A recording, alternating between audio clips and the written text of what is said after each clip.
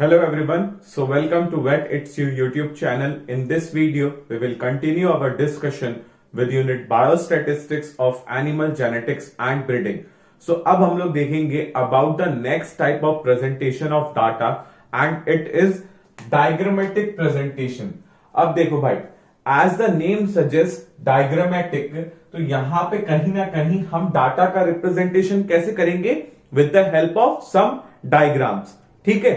So simply, it is the technique of visual presentation of data.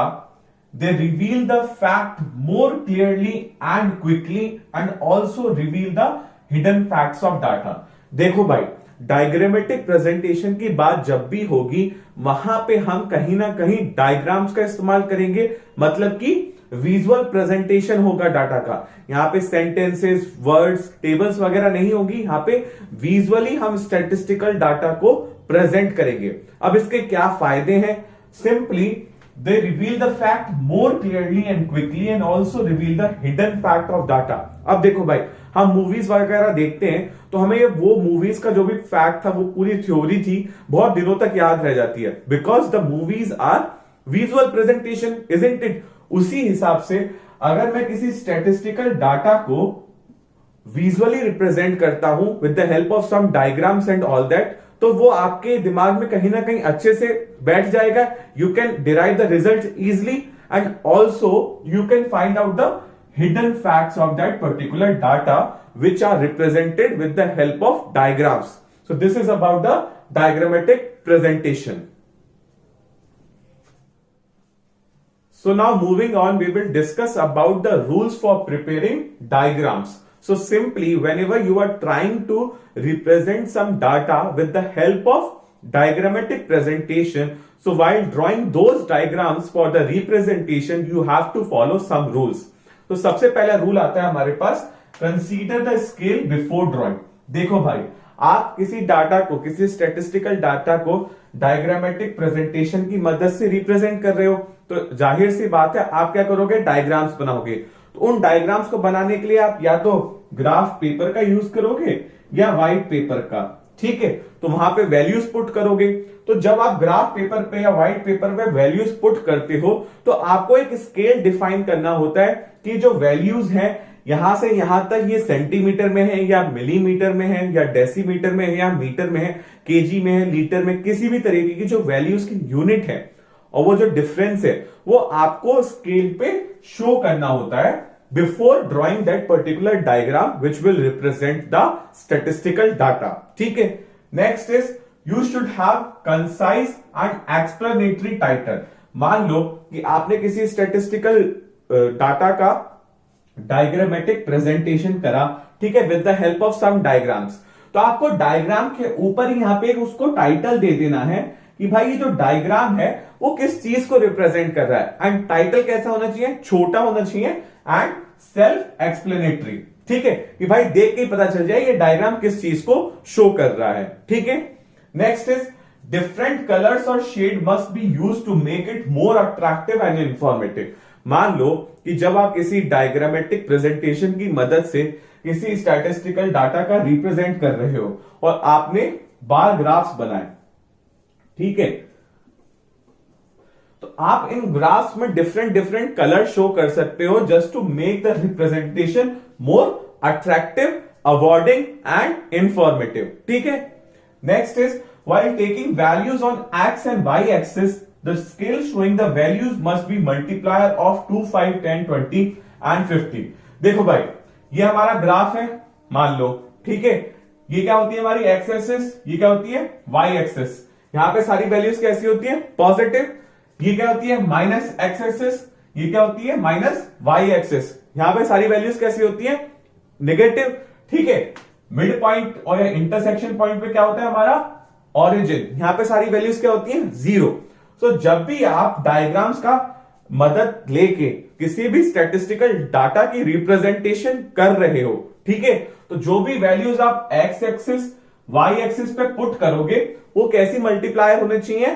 2 के, 5 के, 10 के, 20 के, 50 के, ठीक है? So these are the rules you should remember before preparing some diagrams.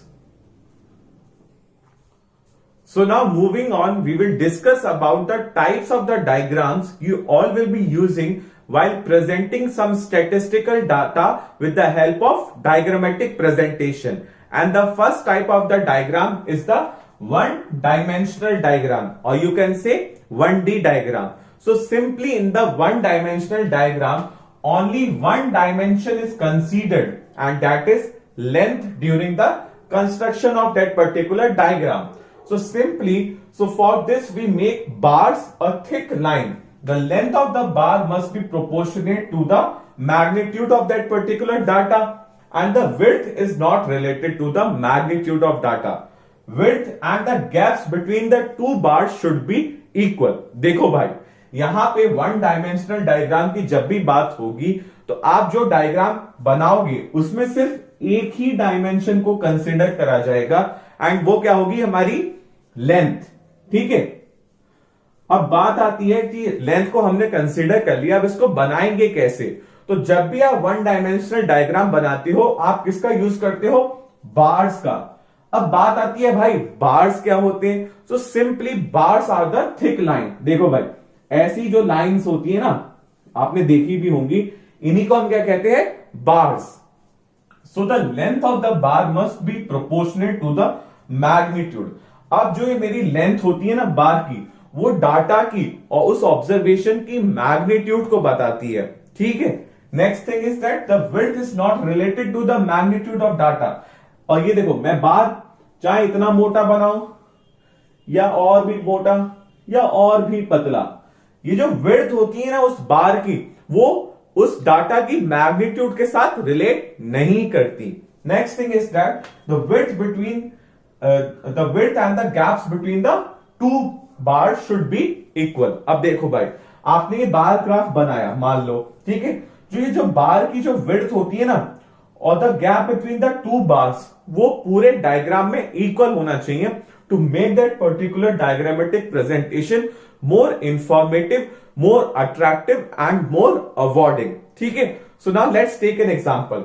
मेरे पास एक बार ग्राफ है, ठीक है, जहां पे टी एक्सपोर्ट्स बताया गया है in turns and in different years, कि कितनी कितनी चाय पत्ती एक्सपोर्ट हुई इतने इतने सालों में. ठीक है. तो पहला बार है 400 पे, second is on 300 and next is on 100 इन 2008. तो देखो भाई यहां पे जो बार की लेंथ है वो क्या बता रही है, टी एक्सपोर्ट इन टन्स, मतलब कि magnitude of that particular data in 2006. ठीक है. और जो विड्थ है उससे तो कुछ भी नहीं पता चल रहा. ठीक है. तो width is not related to the magnitude. साथ ही साथ ये वाला जो गैप है विड्थ ऑफ द बार और साथ ही साथ the space between the two bars, ये कैसा होना चाहिए हमारा, equal. And one more important thing, आप इस ग्राफ को देख के just because of this self explanatory title बता सकते हो कि किस चीज का ग्राफ है, isn't it. And you can easily compare कि भाई 2006 में जो टी एक्सपोर्ट था वो सबसे ज्यादा था कंपैरेटिवली टू द 2008 जहां पे सबसे कम टी एक्सपोर्ट हुआ. नेक्स्ट थिंग इज दैट, अब देखो ये 400, ये 300, ये 100 कैसे आया, this is the data, this is the magnitude of the T export in that particular year. तो आपको हमेशा जब भी आप बार बनाओगे तो इस वैल्यू को बार के ऊपर या ऐसे आप मेंशन जरूर करोगे, क्योंकि अगर मान लो कि मैं ये 300 यहां से हटा दूं और ये बार बना के आपको दे दूं, तो आप बता पाओगे कि 2007 में कितना टी एक्सपोर्ट था. आप ये जरूर कह दोगे कि हाँ जी ये 400 और 200 के बीच में कहीं लाई करा था, लेकिन कितनी थी एग्जैक्ट वैल्यू तो आपको नहीं पता चली. तो उस एग्जैक्ट वैल्यू को आपको यहां पे प्रेजेंट करना होगा. सो this is about the one dimensional diagram. So now moving on, we will discuss about the types of the one dimensional diagram, and the first type is the simple bar diagram. Here only one variable is depicted, can be drawn vertically and horizontally. Both negative and positive values can be shown. देखो भाई जब भी आप simple bar diagram की मदद से किसी भी स्टैटिस्टिकल डाटा की प्रेजेंटेशन करोगे, तब आप सिंपल बार डायग्राम के केस में सिर्फ एक ही वेरिएबल का यूज करोगे, ठीक है, सिर्फ एक ही वेरिएबल की वैल्यूज को हम उस बार ग्राफ की मदद से प्रेजेंट करेंगे, ठीक है। In the case of simple bar diagram it can be drawn vertically, ये कैसा केस हो गया हमारा, वर्टिकली, यहां पे बार कैसे हैं, वर्टिकली प्रेजेंट है, और it can also be shown horizontally, यहां पे मैंने बार्स को कैसे रिप्रेजेंट करा है, हॉरिजॉन्टली, ठीक है। Both the negatives and positive values can be shown. देखो भाई, अब वर्टिकल बार डायग्राम की अगर बात करूं तो इस एक्सिस से ऊपर वाली वैल्यूज क्या होंगी, पॉजिटिव, और नीचे वाली वैल्यूज क्या होंगी, नेगेटिव, ठीक है। और अगर हॉरिजॉन्टल बार डायग्राम की बात करूं तो जो राइट हैंड साइड की वैल्यूज होंगी वो क्या होंगी मेरी, पॉजिटिव, एंड जो लेफ्ट हैंड साइड की वैल्यूज होंगी वो क्या होंगी मेरी, negative. So using simple bar diagrams you can show negative as well as positive values also. अब बात आती है नोट की। सो डेविएशन बार डायग्राम्स क्या होते हैं, सो जब भी आप हॉरिजॉन्टल बार डायग्राम्स को कंस्ट्रक्ट करते हो, ऐसे वाले जहां पे राइट हैंड साइड पे पॉजिटिव वैल्यूज होती हैं एंड लेफ्ट हैंड साइड पे नेगेटिव वैल्यूज, तो इन बार डायग्राम्स को क्या कहते हैं हम, deviation bar diagrams. So this is important, you should remember this. So this is about the simple bar diagram. So now moving on, we will discuss about some examples of the simple bar diagram. And first question states that they have given years and export in kg and asked us to draw a simple bar diagram.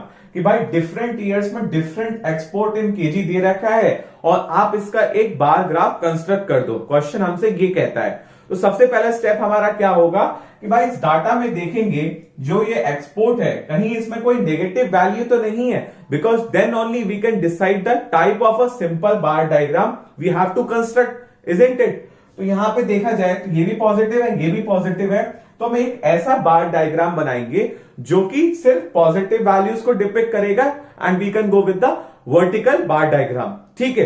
तो मैंने क्या करा, years को x axis पे ले लिया और exports इन KG को वाई एक्सिस पे। अब एक्सपोर्ट इन केजी को 0, 100, 150, 200 क्यों लिया, क्योंकि रूल के हिसाब से जो हम वैल्यूज लेते हैं एक्स या वाई एक्सिस पे वो मल्टीप्लायर्स होने चाहिए 2, 5, 10, 50, 100 के, ठीक है। सो सिंपली 2016 में 150 केजी का एक्सपोर्ट था, 150, 2017 में कितने केजी का एक्सपोर्ट था, 200। सो this is about this example. So now let's talk about the second example. यहां पे हमें डिफरेंट इंडस्ट्रीज दे रखी हैं and their profit and loss in lakhs, और हमसे कहा गया है कि भाई आप एक सिंपल बार डायग्राम कंस्ट्रक्ट करो। तो हम क्या करेंगे, सबसे पहले उस डाटा की स्टडी करेंगे, इजंट इट। तो देखा हमने कि सीमेंट वाली तो +20 lakhs के प्रॉफिट में है और जो ऑयल वाली है वो -10 lakhs के लॉस में है। तो प्लस वाला क्या है हमारा प्रॉफिट और माइनस वाला क्या है हमारा loss, it is quite obvious.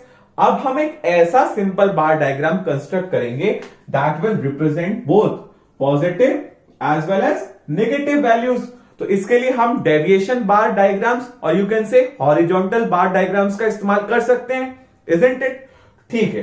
तो मैंने क्या करा, जो इंडस्ट्रीज थी उसे ले लिया मैंने वाई एक्सिस पे और जो प्रॉफिट और लॉस थे उसे ले लिया मैंने एक्स एक्सिस पे, ठीक है जी। ये हो गया मेरा origin, right hand side positive values, left hand side negative values. जो सीमेंट वाली इंडस्ट्री थी वो 20 lakhs के प्रॉफिट में थी, तो मैंने उसे +20 की तरफ प्रेजेंट कर दिया with the help of bars, ठीक है।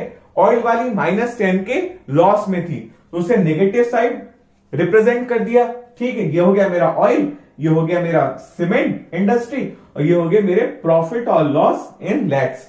सो this is about the second example where we use both positive and negative value depiction as well as the deviation bar diagrams. So that's all for this video. I hope you like it. So please like, share, comment and subscribe to my channel Vet It's You. Thanks for the watching. An initiative by Ankit Kaushik.